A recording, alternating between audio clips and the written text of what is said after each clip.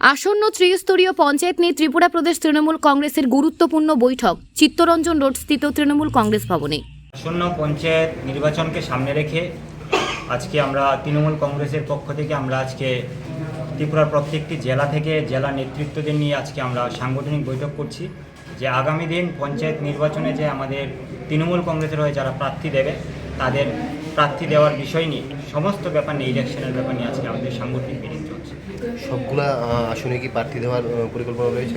আপনারা সবাই অবগত আছেন যে লোকসভা নির্বাচনে যেইভাবে পশ্চিমবঙ্গে মমতা ব্যানার্জির নেতৃত্বে যেভাবে তৃণমূল কংগ্রেস ফলাফল করেছে এবং বিজেপিকে হারিয়েছে, তাতে ত্রিপুরা রাজ্যের ধর্মনগর থেকে সাবরুম পর্যন্ত যে জনসাধারণ তাদের মধ্যে একটা আস্থা এসেছে।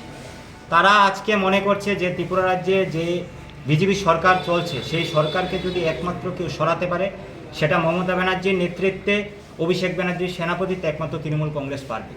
তাই পশ্চিমবঙ্গে লোকসভা নির্বাচনের পর থেকে আমাদের সঙ্গে প্রতিনিয়ত জনসাধারণ যোগাযোগ করছে এবং বিভিন্ন জেলার জনসাধারণরা তৃণমূল সিম্বলে পঞ্চায়েতের নির্বাচনে দাঁড়াতে চায়। তাই আমরা আশাবাদী যে পঞ্চায়েত নির্বাচনে তৃণমূল কংগ্রেসের হয়ে আমরা অধিকতম সিটে আমরা দাঁড়াবো এবং তৃণমূল কংগ্রেসের হয়ে প্রতিনিধিরা জিতবে। পঞ্চায়েত নির্বাচনের আগে দলীয় সূত্ররা কি আসবে ত্রিপুরায়? নিশ্চয়ই পঞ্চায়েত নির্বাচনে দল যখন সিম্বল দেবে দাঁড়াবে ক্যান্ডিডেটরা, তখন প্রচারের জন্য নির্বাচনের প্রচারের জন্য কলকাতা থেকে লোক আসবে। আপনার পরিচয়টা? শান্তনু সাহা, যুব সভাপতি।